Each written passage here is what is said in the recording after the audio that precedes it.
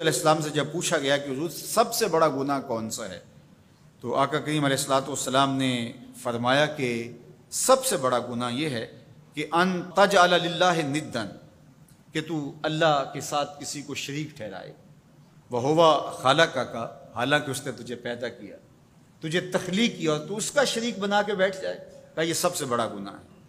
تو راوی نے عرض کی کل تو ثم ایو، حضور پھر اس کے بعد؟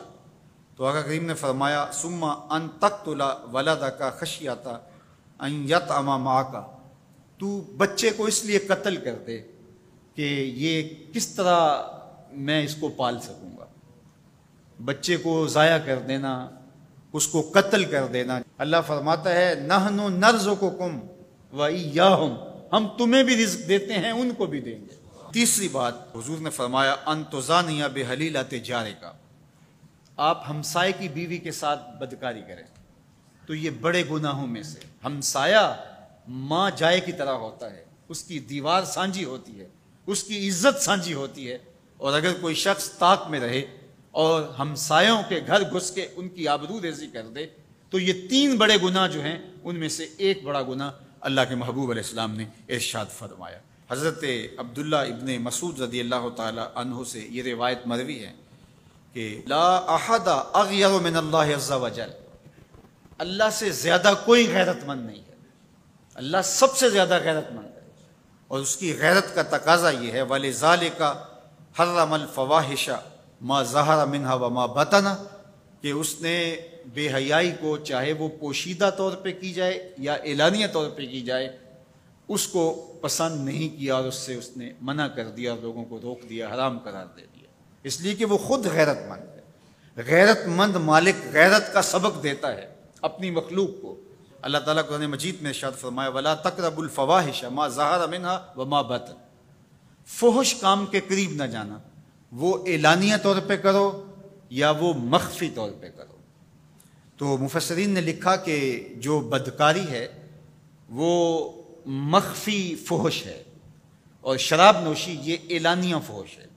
شراب نوش جو ہے وہ چھپ نہیں سکتا، بدکار بعض اوقات ایک مدت کے لیے چھپ جاتا ہے، لیکن یہ بات ذہن میں رکھیے کہ جو بدکار ہے وہ دنیا کے اوپر رسوا ضرور ہوتا ہے، اس کے چہرے کا نور چھین لیا جاتا ہے اور اس کے اوپر مصیبتیں مسلط کر دی جاتی ہیں، اور اللہ کے قہر و غضب کا شکار ہوتا ہے، اس کی دعائیں قبول نہیں ہوتی، نیک لوگوں کی دعاؤں سے اس کا حصہ نکال لیا جاتا ہے، لیکن بہرحال ایک مدت کے لیے چھپ جاتا ہے۔ لیکن شرابی اپنے جرم کو نہیں چھپا پاتا، تو کہا کہ جو مخفی جرم ہے وہ بدکاری ہے، اور جو ارشاد فرمایا قرآن نے کہ جو ظاہر جرم ہے اس سے مراد جو ہے وہ الخمر ہے، شراب ہے، اور ہر نشہ دینے والی چیز سے حرام کی حرمت آئی۔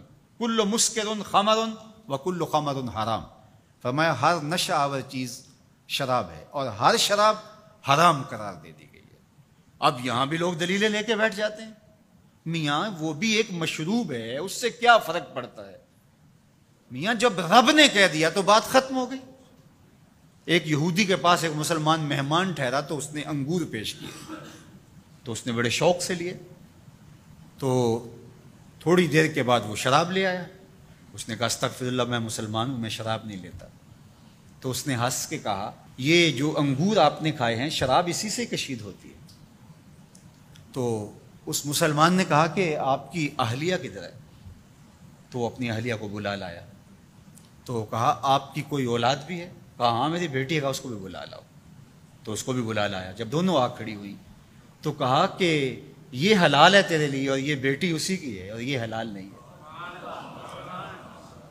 تو جب اس یہودی نے یہ بات سنی فقال اشہد ان لا الہ الا اللہ وحدہ لا شریک لہ واشہد ان محمدا عبدہ ورسولہ۔